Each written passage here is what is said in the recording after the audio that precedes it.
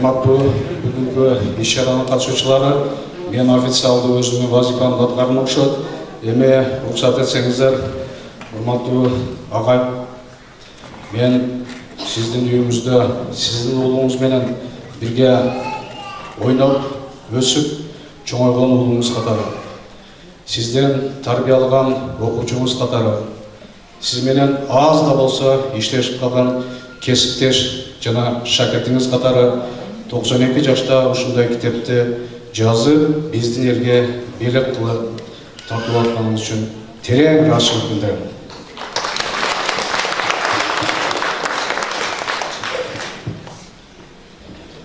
Мага китепти жөнөтүп атып жазыпсыз. Карылыкка даба жок. Бул ооруга арга жок. Акылың жетип турса да, издейсиң акмакка окшоп депчи. Бирок мен айтат элем, бул сөздү сиз ушу жүрөктөн жазып атасыз. Чындыгында сиз дабасын таптыңыз. Түбөлүк мына биздин Кыргызда канча эл, канча кылым, канча мезгил жашаса, ошо мезгилге жашай турган өзүңүзгө эстелик кылдыңыз. Мага айтып жүргөнүз, менин бир ниетим бар депчи. Бул ниетим ушул Шырдар хандын китебин чыгарыш деп. Сиздин китебиңизди мен окуп чыгып, жогоруда мага чейинкилер жакшы сөздөр айтыштылар. Мага жакшы кабылдарды айтыштылар. Бир сөзгө келдим мен. Бизде жакшы сөз бар. 10 балага тете бир бала дейт. Буга чейин сиз бир канча китептер жаздыңыз, бирок ошо китептериңизге тете ушул китебиңиз болуптур. Анткени мен ошо башында 3 ошо китепке анализ жасап, өзүнүн көз карашын жазган эжелердин бир сөзүн окуп калдым. Мен деле хан Шырдарды ичелем дейт. Бирок Кадамжай Аккен биздин чөркөмдө экенин билбеппин дейт. Бирок сиздин китебиңизди окуп туруп ынандым, бул кишинин ошол жакта болгонго дейт.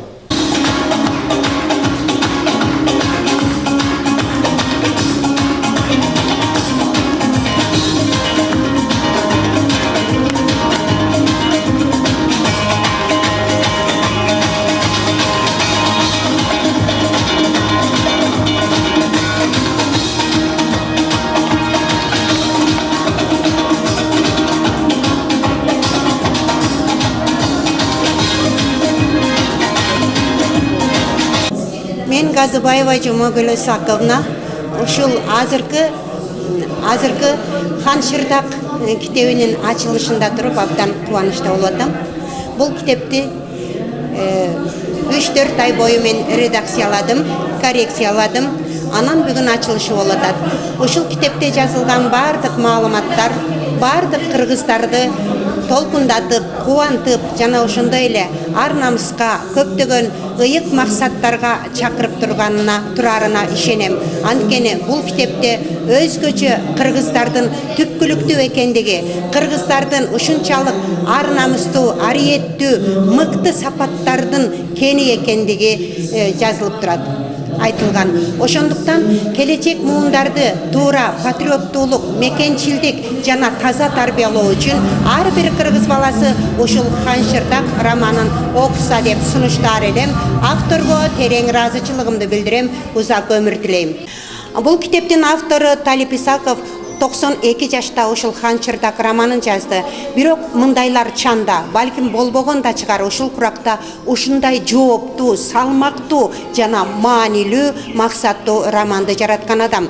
Ошондуктан Талип Исаковдун өзгөчө эмгеги бизди таң калтырып, тамшантырып, намыстантып, шыктантырып жана кубаттап турат. Мен 200дөн ашык китептин редактору болдум. Бирок бул чыгарма менин өмүрүмдө, менин тажрыйбамда өзгөчө таасир калтырды. Муну ар бир окурман өзү окугандан кийин ынанат деп ишенем. Бул роман жөн эле көркөм роман эмес, бул тарыхый роман. Анткени бул жерде бул географиялык жер аталыштары жана тарыхый инсандарды жакшылап ачып көрсөтүп, документалдуу түрдө жазылган чыгармада. Ошондуктан Бул чыгарманын башка жүздөгөн, миңдеген чыгармаларга караганда салмагы өтө зор, мааниси күчтүү деп эсептейм. Бүгүн биздин Кадамжай район аймагында бир өтө чоң өзгөчө иш-чара өткөрүлүп атат. Бул болгондо дагы улуу педагог, жаңычыл, изденгич, өзүнүн 47 жыл өмүрүн билим берүү тармагына арнаган акын, жазуучу, ошондой эле санжырачы агайыбыз Исаков Талип агайдын 92 жашында жарык көргөн Хан Шырдак аттуу китебинин бет ачары өткөрүлүүдө. Бул Хан Шырдак китебинин бет ачарына республикалык деңгээлдеги иштеген кызматкерлер, агайдын окуткан окуучулары, ошондой эле областта иштеген окуучулары, сыйлуу коноктор, Кадамжай район тургундары, жалпы калайык калк келип катышууда. Бүгүнкү иш-чара өтө жогорку деңгээлде уюшкандыкта өткөрүлүп атат. Бул агайдын үй бүлөсү үлгүлүү үй бүлөлөрдүн катарында турат десек жаңылышпайбыз. Анткени агай агартуу тармагында окуучуларга гана билим тарбия бербестен, өзүнүн уул кыздарында да татыктуу тарбия берип, өзү чоңойтуп өстүргөн кыздары атасын кесин аркалап мугалимдик кызматтарда иштеп, уулдары жакшы жетекчилик кызматтарда иштеп, өз үзүрүн берип келүүдө. Бүгүнкү иш-чарада ошол Хан Шырдак китебинин келечек ээлерине мурас катары калтырып кеткендигине биз агайга терең ыраазычылык билдиребиз. Агайга чын ден соолук, узун өмүр каалайбыз. Орозбаев Жеңишбек Орозбаевич, Кадамжай райондук билим берүү бөлүм башчысы.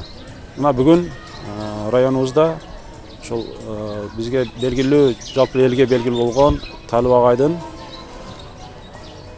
ошол Хан Шырдак китебинин бет ачары болуп атат. Бул агай жөнүндө өтө көп сөз айтсак болот. Бул бүткүл өмүрүнө ушул билим берүү тармагына арнаган инсан. Бул шакирттери, ал окуткан окуучулардан көптөгөн мыкты алдыңкы мугалимдер чыккан. Ошондой эле анын балдар кыздары дагы ушул тармакта иштеп, балдарга татыктуу билим берип келип атат. Өзгөчө ушул Шырдакбек хан жөнүндө эпос бар, ошондой эле бир канча күйлөр, бир канча чыгармалар жаралган. Ушулардын катарында толуктоп ушул агайыбыздын Хан Шырдакбек тарыхый романы чыгып атат. Мен ойлоймун, бул тарыхый роман ушул билим берүү тармагында тарыхчылар үчүн, кыргыз тилчи мугалимдер үчүн өзгөчө мындай жакшы бир окуу куралы болуп пайдаланууга берилет деген ойдомун. Бул тарыхый романды окуп, ушул Хан Шырдакбек жөнүндө маалыматтар өз тарыхый ордун табат деген ишеничтебиз. Ошондой эле бул китепти окугандан кийин ушул биздин окуган окуучулар бир канча жакшы сезимдерге ээ болуп, мындай билим берүү тармагында билим берүү сапатыны жогорулатышына өбөлгө түзөт деген ишеничтем. Мен Алибаева Тазагүл, ушул атамдын кызы болгонума өтө сыймыктанам. Менин ушундай атам барлыгыга сыймыктанам. Себеби мен атам географ мугалим болгон, мектепте ушул айтылып аткандай 42 жыл мектепте агартуу тармагында иштеп келип, ушу атамдын география сабагына кызыгып, атам ошол сабак өткөн мезгилде ушул дүйнөнүн 4 бурчуга бизди саякат жасатчу эле. Картадан ушунчалык жаттатып, ошол мамлекеттерди борборлору менен үйрөтүп, ошонун аркасында кызыксам керек, мен ушул атамдын жолуну жолдоп, география мугалими болуп, азыркы учурда Ухна гимназия мектебинин география сабагына сабак берип келем. Урматтуу бүгүнкү кеченин катышуучулары, ушул атамдын китебинин, Хан Шырдак китебинин бет ачарына келип отурганыңыздар үчүн үй бүлөбүздүн атынан сиздерге терең ыраазычылык билдирем. Атама ден соолук, атам кылымдар бою атамдын жазган китептери жашай берсин, эл керегине жарасын. Жамаатыбыздын атынан, ошондой эле 200 миңден ашык калкы бар Кадамжай району атынан жана жеке өзүмдүн атымдан чын дилимден куттуктаймын. Урматтуу жердештер, биз бүгүн Кадамжай район маданий турмушундагы сейрек кездешкен иш-чараларда күпө болуп атабыз. Анткени биз бүгүн 92 жаштагы ардактуу агайыбыз, тажрыйбалуу педагог, Кыргыз Республикасынын эл агартуусунун мыктысы, акын, жазуучу, санжырачы Талип Исаковдун калеминен жаралган Хан Шырдак китебинин бет ачары аземинде отурабыз. Улуу мундун устат сөзү элибиз тарабынан ар дайым аздектелип, урматталып келген. Ал эми Талип агай Исаковдун өрнөктүү өмүрү, курш калеминен жаралган жүрөк эркиткен поэтикалык саптары, 1000 жылдарга тамыр жайган тарых сүйлөөлөрү жаш муундар үчүн сонун белектесем жаңылышпаймын. Агайдын калеминен буга чейин да ондогон китептер жазылып, окурмандар тарабынан жылуу кабыл алынгандыгынан кабардарбыз. Албетте, китепке баа берүү профессионал тарыхчы, жазуучу, лингвисттердин иши. Мен катардагы окурман катары Талип агайдын изденгичтигине, мээнеткечтигине, өжөлүгүнө жана жаш буун үчүн мурас калтыруудагы бийик патриоттугу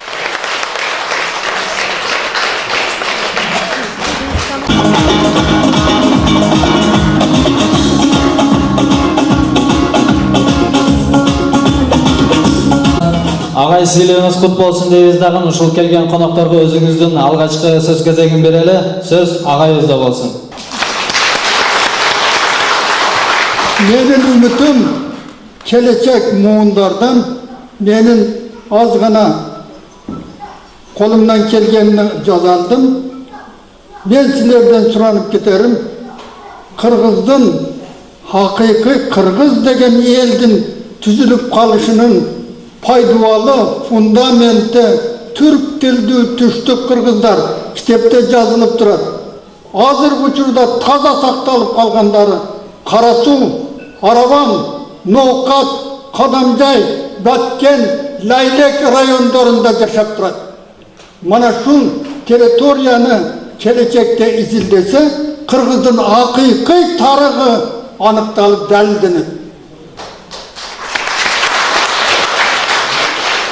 Benim sizlerge kayırlarım, bu alı men aytkan territoriyalar alı toluk izildengeni yok. Kalıverse bir nerseni aytmakçımın. 1956 yılı Moskva İlimler Akademiyası menen Kırgız İlimler Akademiyasının koşma ilimi sessiyası bulgan Bişkek'te. 300'den aşık delegat katışkan. Mana uşul ilimi sessiyanın çekimi var. Hazırkı men aytkan Türk tildi tüştük Kırgızlar, Kırgız halkının el olup kalıptanışının faydalı fundamenti. Enesaylık Kırgızlar bu namga boy kaldı dep yazılıp durat. Mana şu nerselerdi jarıkka çıkarışınlar gerek. Bu kitap ali Kırgızga perevod kılıngan yok. Bunun avtoru Saul Matveyevich Abdurrazon degen adam. Ol özü Kırgızstan'a şu birinci iş karmaganda kelgen Kırgız İlimler Akademiyasını negizlep tüzgön adam ömrünün büt bardığını şu yerde işledi. Şu Kırgızlar degen kitapты dokumentalni yazgan. Şul kitapты men oylayman. Anızga çeyin mana Kırgızlardan tartışusunun arkasında şul kitap Kırgızçaga perevod kılınbay ketet. 800 dana çıkan çet memleketler talap ketip kaldı. Hala Kırgız tiliga perevod kılıngan yok. Pul top bolsa dağı tüştük Kırgızlar, Türk tildi tüştük Kırgızlar şul kitapты Kırgız tiliga perevod kıldırıp buna karapayım el okuş gerek, biliş gerek. Türk tildi tüştük Kırgızlar kim ekendigini. Hazır men sizlerge aytsam, oş dünya yüzüdeki Türk tildi Kırgızlardan bor desem tan kalasınlar. Men bu toğuşka, çoğuluşka, bu toyga ana kampirime göz batıp kaçtık. 3000 yıl dünya yüzüdeki Türk tildi Kırgızlardan bor dep atalat oş. Bu oңой emes. Şulardan barlığını alı jariyaga çıkan yok. Cumagül Kırgız Yazıklar Sayısı'nın müçösü okumuştu. Bana şunun turuptu, şunun tacamagan kızmatının arkasında menkten taza çıktı. Taza.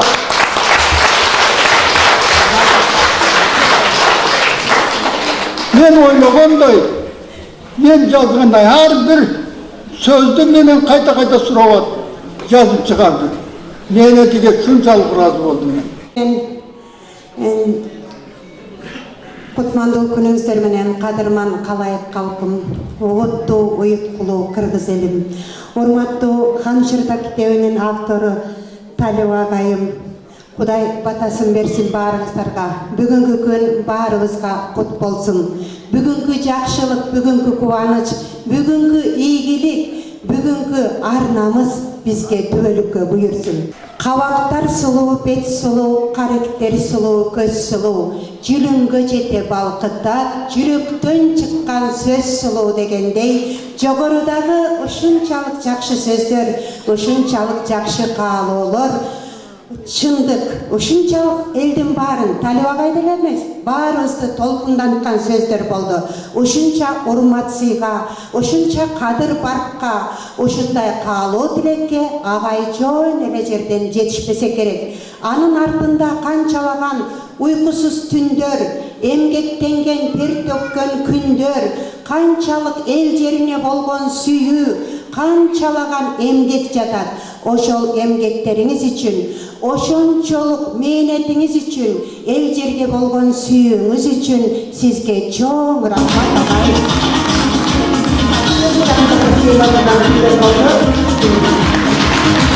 Хак билбейт экенмин. Ушундай көп нерсени топономикалык айыл жерлердин аттарынын өзгөчөлүгү дагы мени абдан таң калтырды. Кебирлерин угуп турмун, мисалы Күлдү дегенди мурда угуп турмун, Чечмелі өзүн дагы башка жактарды. Ал эми кебир жактар, кебир нерселер мага чын эле ачылыш болду. Аябай кубандым. Ар бир бөлүмүн бүткөн сайын улам балдарыма уккула отура тур, жумушту коюп коя тур. Агайыбыз Дилорда коомдук чыгармачылык бирикмесинин ардактуу мүчөсү Сакып Талип агайдын ошол эки китебинин бетачар эмесинде болуп отурабыз. Ханшырдак деген китебин жазган чоң атабыз, ошол чоң атабыздын ошол бетачар жиналышында болуп отурабыз. Сакып Талип агай өзү 93-ке кирсе дагы азыркыга чейин күйлүү өзүнүн чыгармачылык ийгиликтерин токтотпостон жазып келатат. 10га жакын китеп жазган. Анын ичинен азыркы ушул Ханшырдак деген китеби ушул окунадагы Ханшырдак ханынын жашаганы жөнүндөгү тарыхый роман болуп эсептелет. Азыр бардык элдер келип отурабыз, бардыгы өзүнүн агайдын Россияда, чет мамлекеттерде, Бишкекте, ушул Кыргызстанда болгон бардык өзүнүн окуучулары, өзүнүн бирге коллегалары, бирге жашаган бардык туугандары, бала бакыралары баары келип, семьясы келип катышып отурушат. Агайыбыз көп жылдарда 50 жылга жакын ушул мектепте педагогикалык кызматта эмгектенген. Мындан сырткары, значит, коомдук иштерде дагы көп активдүү катышкан. Согуш маалында тылда жаш бала болсо дагы, 10-12 жаштагы бала болсо дагы ал жерде катышкан. Анын аябай көп чыгармалары бар. Мурда поэзияга дагы көптөгөн ушул өзүнүн салымын кошуп поэзия жаатын деле, бирок акыркы мезгилдерде тарых жагынан жазып, бул жаатта 2 китеп жазды. Кадамжайлык Наймандардын Санжырасы деген тарыхый китеп, анан бүгүнкү Ханшырдак деген ушул тарыхый чыгармасы болуп эсептелет. Айтып кете турган болсок, ошо агайыбыздын өтө бир башкача өзү дагы адам катары, ушул чыгармачылык адам катары өтө жакшы сүйлөйт, өзү эл менен жакшы сүйлөшө билет. Өзүңүздөр билесиздер, мугалимдер балдарга кандай жатык сүйлөсө, ошондой чыгармаларда жатык тилде, биздин мына Баткен элинин жөнөкөй тилинде, жатык тилинде жазылган, значит, андан сырткары азыркы ушул жерде отургандар баары муну өздөрү айтып кетишти. Андан сырткары агайыбыз мына география илимине дагы көптөгөн өзүнүн немелерин киргизип отурат. Мисалы үчүн окуна бризи деген түшүнүк киргизген. Окуна бризи эртең менен, значит, Кадамжайга карап агылган шамал, эртең менен андан кийин кечинде Кадамжайга карап агылган шамалды бул окуна бризи деген түшүнүк киргизип отурат. Андан сырткары, значит, Кожо Жашты дагы ушул биздин окунадан деген бир ушундай бир өзүнчө бир сөздөрдү, приоритеттерди айтып отурат. Ушуларды биз изилдешибиз керек. Бүгүнкү мероприятияны ушул Молдо Нияз атындагы Дилорда коомдук чыгармачылык коому уюштуруп отурат. Менин оюмча бул отуруш жыйнак жакшы маанада өтүп атат деп ойлоймун. Журт башы, эл башылар ушул касиеттүү Кадамжайдын даңкын чыгарып турат эмеспи? Мен Макамбаев Асламбек Абдыганиевич. Бүгін бізде Кадамжай шаарчасында өтө кубанычтуу окуя болуп атат. Биз агайыбыз Дилордо коомдук чыгармачылык бирикмесинин ардактуу мүчөсү Сакып Талып агайдын ошол эки китебинин бетачар эмесинде болуп отурабыз.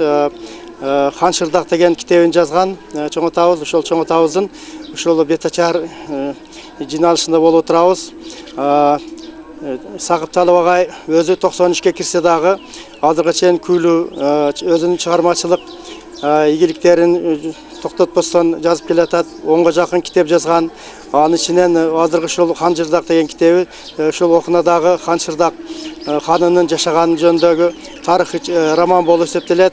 Азыр бардык элдер келип отурабыз, бардыгы өзүнүн агайдын Россияда, чет мамлекеттерде, Бишкекте, ушул Кыргызстанда болгон бардык өзүнүн окуучулары, өзүнүн бирге коллегалары, бирге жашаган бардык туугандары, бала бакыралары баары келип, семьясы келип катышып отурушат. Агайыбыз көп жылдарда 50 жылга жакын ушул мектепте педагогикалык кызматта эмгектенген. Мындан сырткары, коомдук иштерде дагы көп активдүү катышкан. Согуш маалында тылда жаш бала болсо дагы, 10-12 жаштагы бала болсо дагы ал жерде катышкан. Анын аябай көп чыгармалары бар. Мурда поэзияга дагы көптөгөн ушул өзүнүн салымын кошуп поэзия жаатында эле, бирок акыркы мезгилдерде тарых жагынан жазып, бул жаатта 2 китеп жазды. Кадамжайлык Наймандардын Санжырасы деген тарыхый китеп, анан бүгүнкү Ханшырдак деген ушул тарыхый чыгармасы болуп эсептелет. Айтып кете турган болсок, ошо агайыбыздын өтө бир башкача өзү дагы адам катары, ушул чыгармачылык адам катары өтө жакшы сүйлөйт, өзү эл менен жакшы сүйлөшө билет. Өзүңүздөр билесиздер, мугалимдер балдарга кандай жатык сүйлөсө, ошондой чыгармаларда жатык тилде, биздин мына Баткен элинин жөнөкөй тилинде, жатык тилинде жазылган. Андан сырткары азыркы ушул жерде отургандар баары муну өздөрү айтып кетишти. Андан сырткары агайыбыз мына география илимине дагы көптөгөн өзүнүн немелерин киргизип отурат. Мисалы үчүн Окуна бризи деген түшүнүк киргизген. Окуна бризи эртең менен Кадамжайга карап агылган шамал, эртең менен андан кийин кечинде Кадамжайга карап агылган шамалды бул Окуна бризи деген түшүнүк киргизип отурат. Андан сырткары Кожо Жашты дагы ушул биздин Окунадан деген бир ушундай бир өзүнчө бир сөздөрдү, приоритеттерди айтып отурат. Ушуларды биз изилдешибиз керек. Бүгүнкү мероприятияны ушул Молла Нияз атындагы Дилордо коомдук чыгармачылык коому уюштуруп отурат. Менин оюмча бул отуруш жыйнак жакшы маанада өтүп атат деп ойлоймун. Мен Исакова Данагүл Талиповна, атамдын 3-чү кызы болом. Бүгүн биз үчүн өзгөчө күн, башкача айтканда Окуна айылы биздин үй бүлөбүз үчүн, Кадамжай району үчүн өтө башкача толкундана турган күн болуп отурат. Себеби биздин айылыбыздан, биздин жергебизден Кыргызстанга дүйнө жүзүгө белгилүү болгон хандар чыккан. Ошолордун эң алгачкы ханы бул Ханшырдак. Ошол Ханшырдакты ошол мезгилдеги калмактар менен урушкан мезгилдеги 14-15, 16 кылымдагы Ханшырдакты атам мына ушул чыгармасында жазып мына элиге тартуулап отурат. Биздин чөлкөмдөн хандар чыккандыгын далилдеп отурат. Алгачкы хан Ханшырдак, андан кийин Полот хан, андан кийин Абдыкадыр Орозбеков. Ушул хандардын бардыгы биздин айылдан, биздин жерден чыкканын далилдеп отурат. Мен атам менен сыймыктанам. Атама дайыма узак өмүр каалайм, ден соолук каалайм, үй бүлөбүзгө ынтымакчылыкты, бакубатчылыкты каалайм. Мен Исакова Багдагүл Талиповна, атамдын 2-чи кызымын. Мына бүгүн аябай кубанычтуу күн болуп жатат. Толкунданып турабыз, баарыбыз үй бүлөбүз менен. Атамдын Ханшырдак китебинин презентациясы болуп жатат. Ошого Кадамжай районунун эли, туугандар, акимияттан, ошо бүт атамдын окуучулары, бирге иштеген кесиптештери, мугалимдер, районный администрация,